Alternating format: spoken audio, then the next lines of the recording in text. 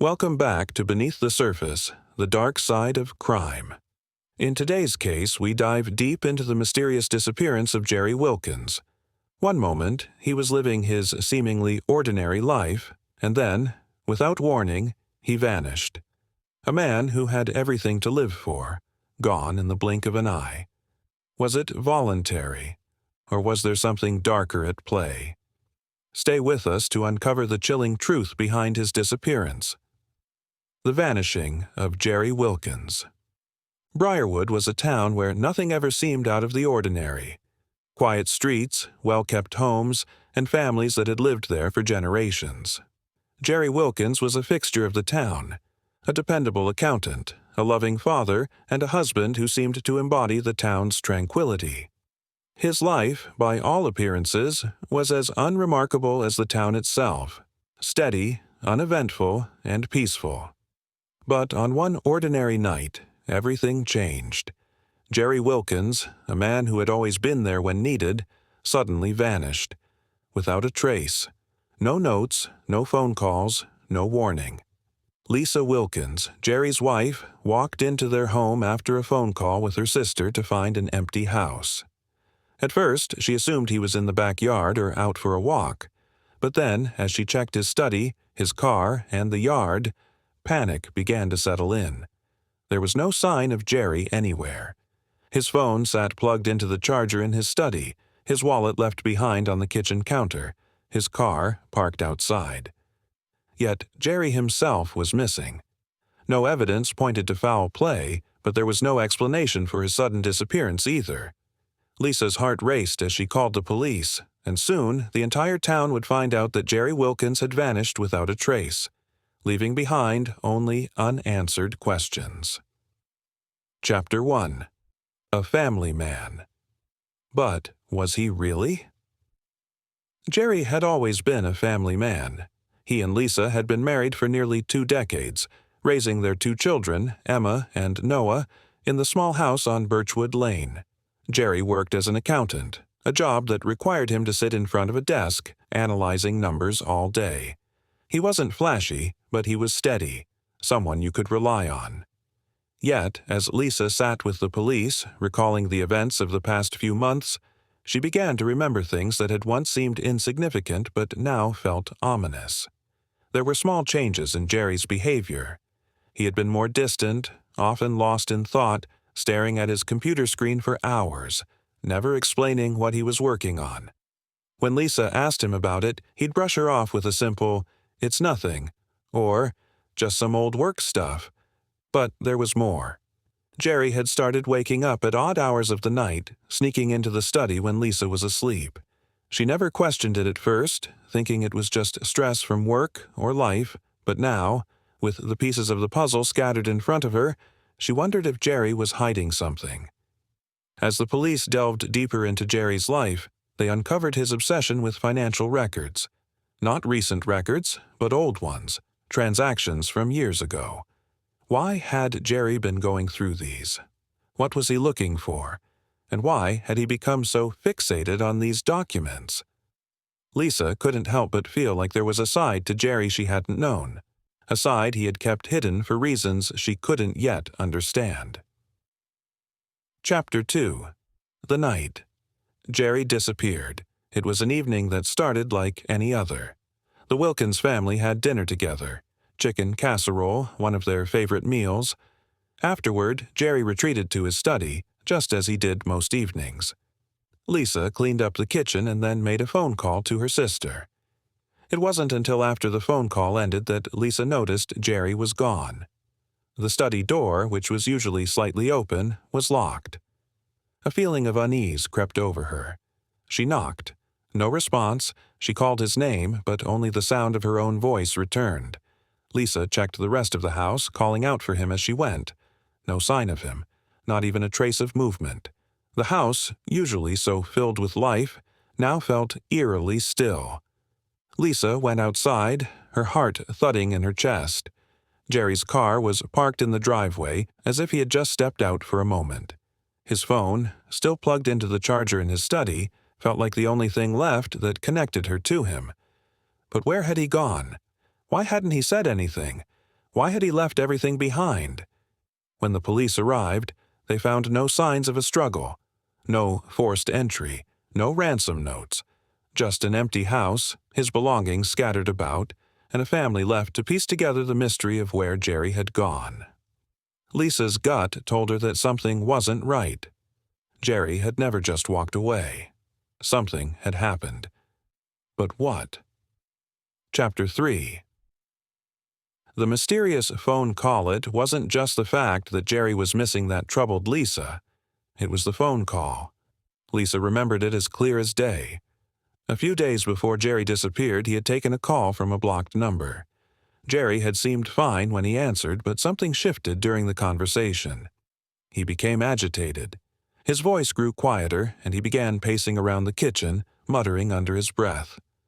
"What's wrong?" Lisa had asked, but Jerry had brushed her off. "It's nothing. Just work stuff." But that didn't sit right with Lisa. Jerry had never been secretive about his work. Why was he being so vague about this call? Who had it been? What had they said to him? The police tried to trace the call, but it led nowhere. It had been made from a blocked number, leaving no trace. The more they dug into Jerry's recent activities, the more it seemed like this phone call had been a turning point, a warning of some kind, a catalyst for whatever happened next. Lisa couldn't shake the feeling that this mysterious phone call was connected to Jerry's disappearance, but there was no evidence to confirm it. All she had were her instincts and the growing sense that Jerry had been hiding something from her. Chapter 4. The Name That Won't Go Away. As the investigation moved forward, the name Peter Matthews started to come up. Peter was someone Jerry had worked with in the past, a business partner in a real estate venture that had gone horribly wrong. The deal had collapsed, leaving both men with significant financial troubles. But as Lisa learned more about Peter, she began to wonder if their falling out had been more than just business. Peter Matthews was known for being ruthless. In Briarwood, he had a reputation for cutting corners and playing dirty to get ahead. When the police started digging into Peter's background, they found a long list of shady dealings, all tied to people who had mysteriously disappeared or found themselves in unfortunate circumstances. The more the police uncovered, the more it seemed like Peter had a lot to lose if Jerry were to reveal something that could bring his empire down. Could Peter have been involved in Jerry's disappearance? Had Jerry uncovered something that threatened Peter's business? Or worse, had Peter made Jerry disappear to protect himself? Chapter 5. Clues That Don't Add Up. As the days turned into weeks, new clues emerged, but they only deepened the mystery. Lisa recalled how Jerry had become obsessed with going through old financial records. Lisa had found him hunched over the desk late at night, poring over papers that seemed to have no connection to his current life. It was as if Jerry was searching for something, but she didn't know what. The police found records that suggested Jerry had been looking into investments from years ago, investments that had already been written off, deals that had long since been forgotten. Why would Jerry care about those? Was he trying to right a wrong, or was there something buried in those old deals that he needed to uncover? At the same time, the police uncovered signs of stress in Jerry's life. He had been more anxious, more paranoid in the weeks leading up to his disappearance. Had he stumbled onto something dangerous, something he couldn't escape from? The more they looked into Jerry's life, the more the pieces seemed to be falling into place. But no one could connect the dots in a way that made sense. What was Jerry hiding? And what had he gotten himself into? Chapter 6. The Mysterious Letter. Months after Jerry's disappearance, Lisa received a letter. It was postmarked from a town hundreds of miles away, a place Jerry had never mentioned. She held the envelope in her hands, her heart pounding as she opened it. Inside, in Jerry's unmistakable handwriting, were words that both soothed and terrified her. The letter was filled with apologies. Jerry explained that he had to leave, that he was protecting Lisa and the kids from something too dangerous to explain. He mentioned a man named Lucas, someone Lisa didn't recognize. And then, the chilling line, I'll be back when it's over." Who was Lucas? And why did Jerry feel the need to disappear to protect them?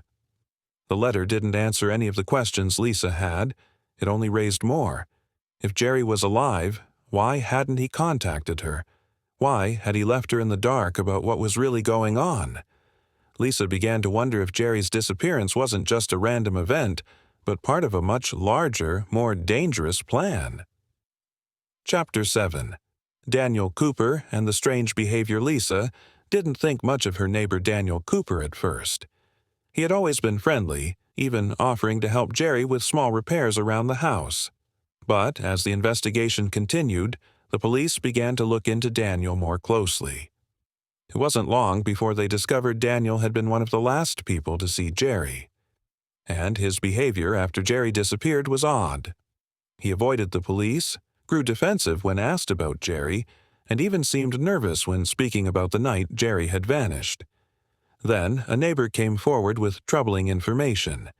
They had heard an argument between Daniel and Jerry just days before Jerry disappeared. The argument had been loud, intense, yet no one knew what it had been about. Could Daniel have been involved in Jerry's disappearance? Had they had a falling out that led to Jerry's vanishing? Or was Daniel just another pawn in a much larger game? Chapter 8. Theories and Secrets. As the investigation unfolded, theories started to emerge. Some people believed Jerry had staged his disappearance, running away from a life he could no longer face. Others thought he had been kidnapped, taken by someone with a vendetta against him. Lisa began to consider another possibility, that Jerry had gone into hiding, not by choice, but out of necessity. Maybe Jerry had uncovered something dangerous about his business dealings or about someone in his past. Lisa had always trusted Jerry, but now, with the evidence piling up, she began to wonder if there had been parts of his life she'd never known about. Chapter 9. The Breakthrough. Just when it seemed like the case was beginning to stagnate, a breakthrough came. A witness, an elderly man who lived a few blocks down from the Wilkins house, claimed he had seen a tall man standing near Jerry's front porch the night he disappeared. The witness described the man as wearing dark clothing and having a deep voice, but other than that, the description was vague. The elderly man remembered hearing voices but couldn't make out the conversation. However, he recalled one chilling detail. The figure had been standing just outside Jerry's house, speaking to him in what seemed like an urgent manner. This detail was enough to ignite the investigation once again. The police had a new lead, but there was a problem. The description was so general that it could apply to almost anyone. The witness couldn't identify the man by name, and there was no solid proof linking him to Jerry's disappearance. Still, this discovery fueled hope that someone had seen something, and the investigation was once again alive with potential. But as they looked deeper into the circumstances surrounding the figure, the police uncovered a disturbing connection. Jerry's name came up in connection with a man named Lucas, the same Lucas who had been mentioned in Jerry's cryptic letter to Lisa. Who was Lucas, and why was Jerry involved with him? Was this man somehow tied to Jerry's disappearance? At this point, Lisa felt a gnawing sense of dread. She started to question everything about Jerry's past.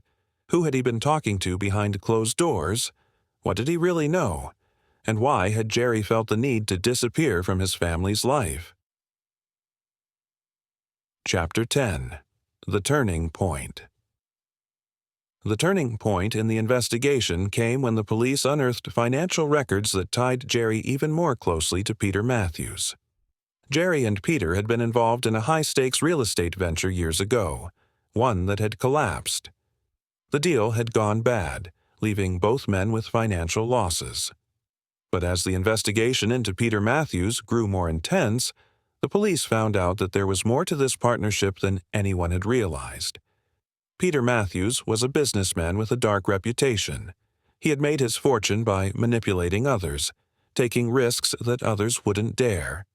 He had been involved in numerous shady dealings, and many suspected he had connections with people on the wrong side of the law. The more the police dug into Peter's financials, the more it seemed like Jerry had been trying to back out of the deal. Jerry had become increasingly frustrated with the way Peter was running things. He had started making moves to extricate himself from their business dealings, but those who knew Jerry said he had been scared. Something about Peter's connections had made Jerry nervous. The more they uncovered, the clearer it became that Jerry was trying to cut ties with Peter, possibly to protect himself and his family. But did Peter Matthews have a hand in Jerry's disappearance? The connection between the two men became undeniable, and the police began to wonder, was Jerry taken by someone who wanted to silence him? Or had Jerry stumbled upon a secret too dangerous to reveal? Chapter 11. The Shocking Discovery. Then came the discovery that no one expected, a small, abandoned building on the outskirts of town. It was the kind of place people drove by without a second thought. But when investigators arrived and began to search, they uncovered something that made everyone pause. Inside the building, they found Jerry's personal belongings scattered across the floor. His wallet, his phone, a few sets of clothes. Everything looked as if it had been hastily abandoned. The building was empty, with no signs of life. There was no evidence that Jerry had been living there, no indication that anyone had been using the place. But why were his things here? Had Jerry been hiding out in the building? Or had someone placed his belongings there to mislead the investigation? Lisa felt a cold chill run through her as she stood there, looking at the scattered items. The building was far from the Wilkins home, and it didn't seem like the kind of place Jerry would have chosen. If he had run away, why would he leave his belongings behind? Why would he leave his phone, his wallet, the very things that could have allowed him to reconnect with his family? The police were left with more questions than answers. Was this another clue? A lead in the right direction? Or was it all part of a carefully orchestrated plan to confuse them? And where was Jerry now? Was he still alive? Had he been taken against his will? Or had he disappeared for reasons that no one, not even Lisa, could understand? Chapter 12. The Unsolved. Mystery. As the months passed, the investigation into Jerry Wilkins' disappearance grew colder. Theories and suspicions continued to swirl, but the case had reached an impasse. Lisa found herself in a strange limbo, torn between holding on to hope and accepting the terrible possibility that Jerry might never come back. Could Jerry have orchestrated his own disappearance to escape from something dangerous? Was he hiding from people in his past, people who wanted to harm him? Or was Jerry a victim of something far worse, something he had inadvertently stumbled upon? No one knew for sure. The investigation seemed to stall at every turn. The pieces of the puzzle simply didn't fit together in a way that made sense. But one thing was certain. Jerry's life had been far more complicated than anyone had realized.